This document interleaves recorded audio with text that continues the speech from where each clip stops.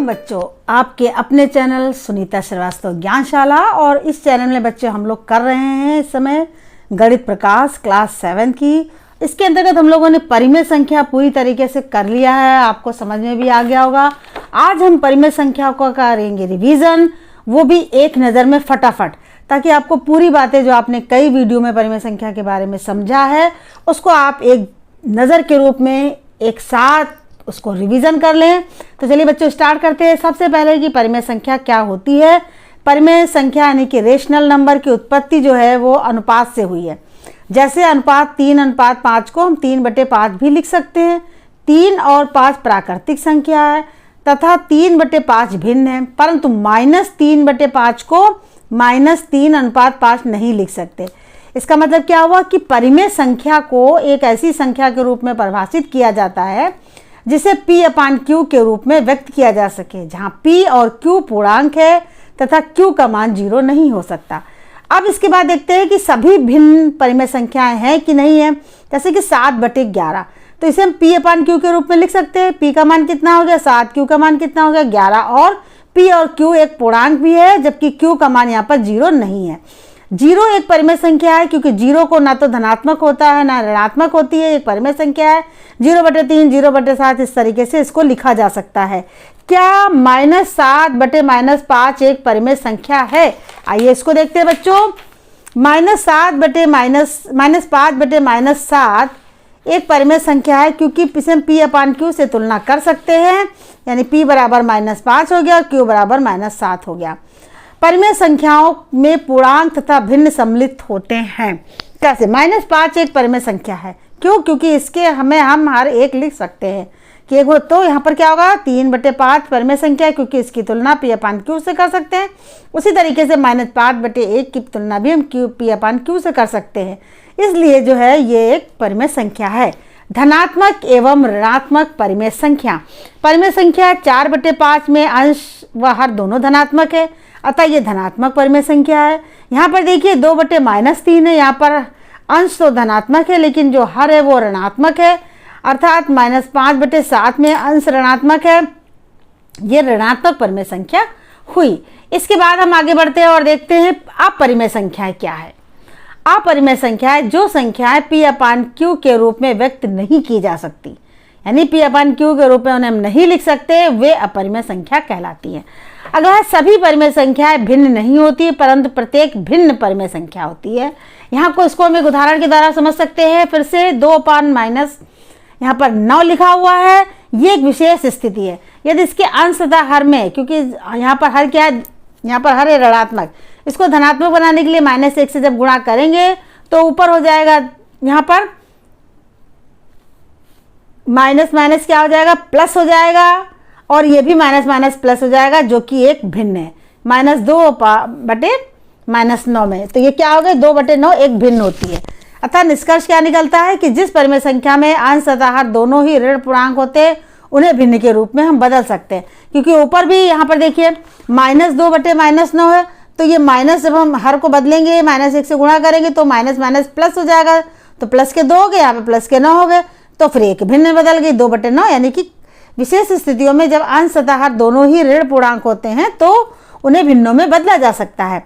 अब इसमें कुछ विशेष ध्यान देने योग्य बातें हैं, वो क्या है। परिमेय संख्या -2/-9 भिन्न नहीं है, बल्कि इसका दूसरा रूप 2/9 भिन्न है। यदि x तथा y धन पूर्णांक है तो परिमेय संख्या x/y तथा -y/-y दोनों ही धनात्मक होंगे। परिमेय संख्या -x/y या x/-y दोनों ऋणात्मक है, क्योंकि अगर हर को हम बदलेंगे -1 से गुणा करेंगे तो भी ऊपर फिर वो ऋणात्मक आ जाएगा। इसलिए -x/y बराबर होता है x/-y या -x/y। पूर्णांक और परिमेय संख्याएं क्या है। पूर्णांक को परिमेय संख्या के रूप में लिख सकते हैं, जैसे 7 है, -3 है, 0 है, 5 है, पूर्णांक है। इनको परिमेय संख्या के रूप में कैसे लिख सकते हैं 7/1। इसके समतुल्य निकालेंगे P/Q में लिख सकते हैं 14/2, 21/3। इस तरीके से हम इसे P/Q के रूप में भी व्यक्त कर सकते हैं, और जबकि यहाँ पर Q का मान 0 नहीं है।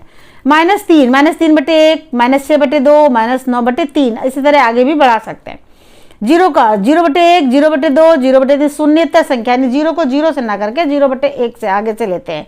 इस तरीके से हम क्या कर सकते हैं, पूर्णांक और परिमेय संख्याएं, तो परिमेय संख्याएं भी पूर्णांक ही होती हैं। अगले देखिए, प्रयास कीजिए, क्या है, पूर्णांक 13 को विभिन्न रूपों में व्यक्त कीजिए।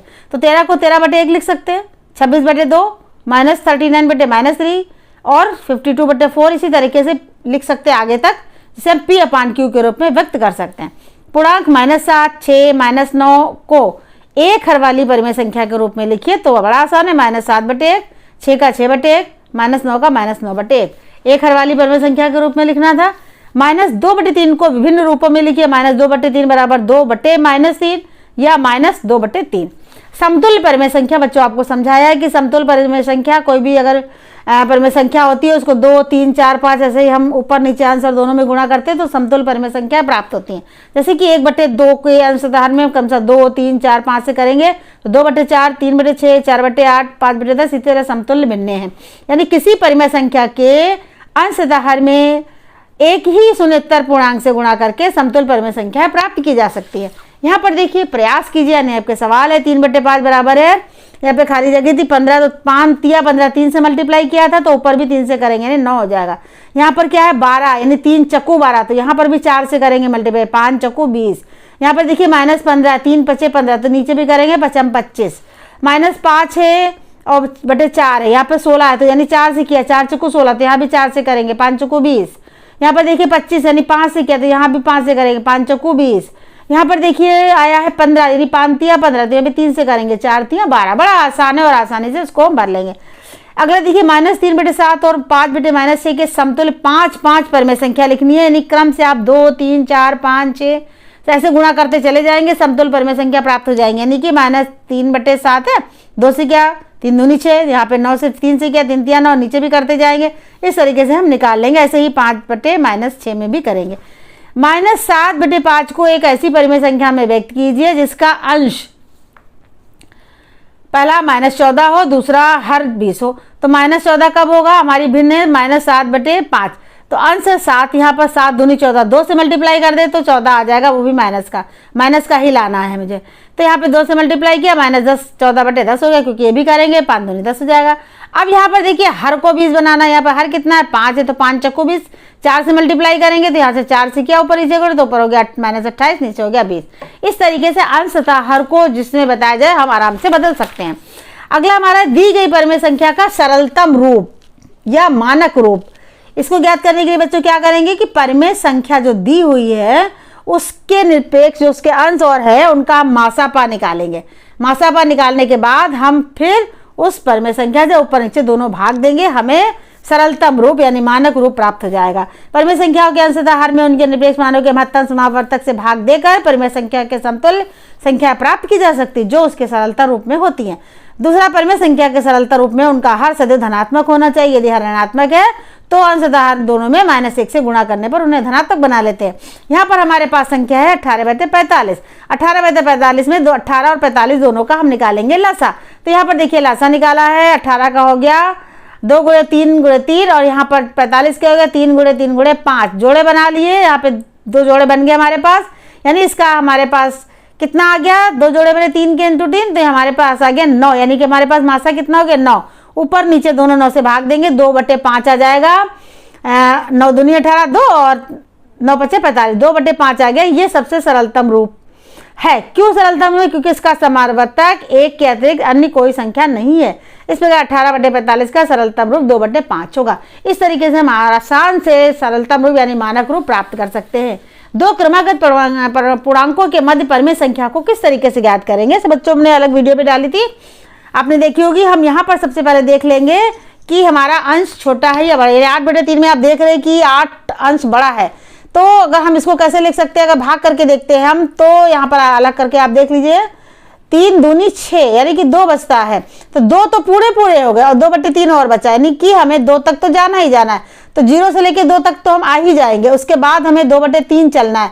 भाग करने कितने 3 करने हैं, 1 2 3 भागों में बांट लिया, तो पहला 1/2, दूसरा 2/2 और हमें कितना आना 2/2, यानी कि हम यहाँ से 0 से चले और हम यहाँ तक का आ गए। यहाँ पर हमारा क्या हो गया 8/3, ये हमारा हो गया आंसर। इसी तरीके से दूसरा देखिए -7/3 को संख्या रेखा पर प्रदर्शित करना है, तो ये भी उसी तरीके से भाग करके देखेंगे। 3 दूनी 6 यानी 2 + 1/3 आता है। ये माइनस की संख्या है तो हमें बाईं तरफ जाना है। अब यहाँ पर देखिए -1 -2 हमने डिवाइड कर लिया है और हमें 2 तो पूरे ही आ रहे हैं, 2 तक तो हम पूरे ही आ गए। उसके बाद हमें चलना है 1/2 भाग करने कितने करने हैं, 3 भागों में बांटना है, यानी कि 1 2 3 भागों में बांट दिया।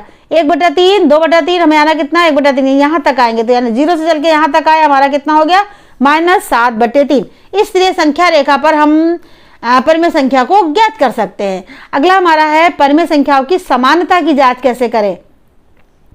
परिमेय संख्या की समानता की जांच के लिए उन परिमेय संख्याओं के सरलतम रूप प्राप्त किए जाते हैं। ये दोनों में सरलतम रूप एक ही है तो परिमेय संख्या समान होगी। सरलतम रूप अभी आपने देखा किस तरीके से लासा निकालकर उनका हम अधिकतम समापवर्त निकालते हैं और फिर उसके बाद उससे भाग देते हैं। यहाँ पर हमारे पास संख्या 8/-18 व -32/72 जिनकी समानता की जांच हमें करनी है। 8/-18 के अंश तथा हर के निरपेक्ष मानों का मासा निकालेंगे, जो कि 2 आ रहा है, यहाँ पर निकाल कर दिखाया है बच्चों। इसी तरीके से 2 से भाग देंगे तो 4/9 आ जाएगा। -32/72 का भी हम निकालेंगे मासा। यहाँ पे देखिए 72 का निकाला पहले हम लोगों ने लासा, यहाँ पर इसका निकाला हम लोगों ने और इसके बना लिए जोड़े। तो जोड़े बनाने के बाद आता है 2 × 2 × 2 यानी 2 दूनी 4 4 दूनी 8 आता है। तो 32 को भाग करेंगे 8 से, 72 को भाग करेंगे 8 से, -4/9 आ जाता। तो ऊपर भी आया था हमारा 4/-9, नीचे भी आ गया और हमारा -4/9, यानी कि ये दोनों ही बराबर हैं। तो ये समानता की जांच हो गई कि 8/-18 -32/72 दोनों आपस में बराबर हैं। ये समानता की जांच हुई। अब परिमेय संख्याओं का क्रमायोजन। क्रमायोजन का मतलब क्या होता है कि यहाँ पर देखिए परिमेय संख्याओं की तुलना करने के लिए सबसे पहले हरों को बराबर कर लेते हैं, उसके बाद अंशों की तुलना कर में कौन बड़ा है कौन निकाल लेते हैं। यानी कि परिमेय संख्या हमारे पास जो 2 दी हुई हैं उनमें से देखना है कि कौन सी परिमेय संख्या बराबर है।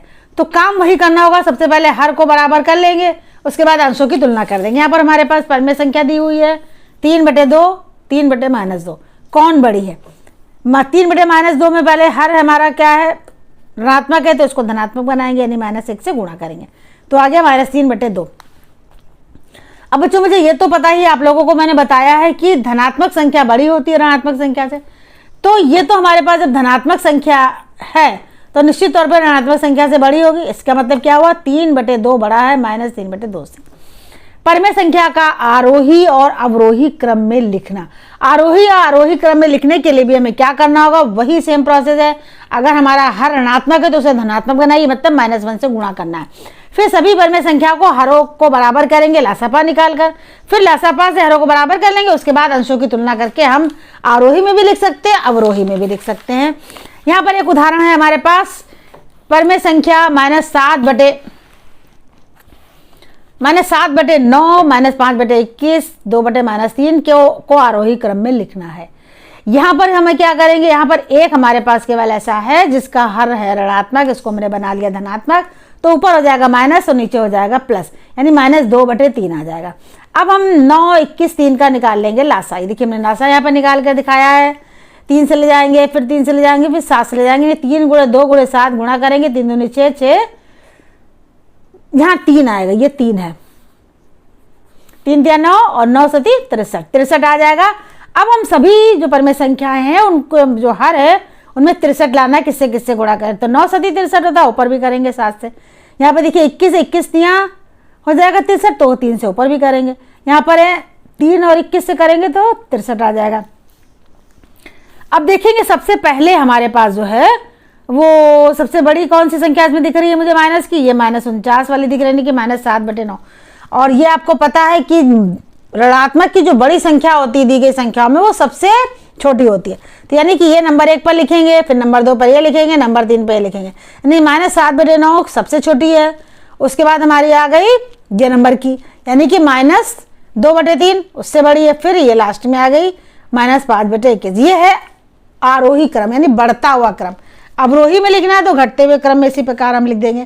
तो इस तरीके से जो सवाल हैं हमारे आरोही और अवरोही दोनों ही क्रमों में हमारे पास वही तरीका है कि सबसे पहले हर अगर हमारे पास ऋणात्मक है तो -1 से गुणा करके उसे धनात्मक बना लेंगे। ये ध्यान रखेंगे जब गुणा करेंगे तो अंश और हर दोनों में ही होगा।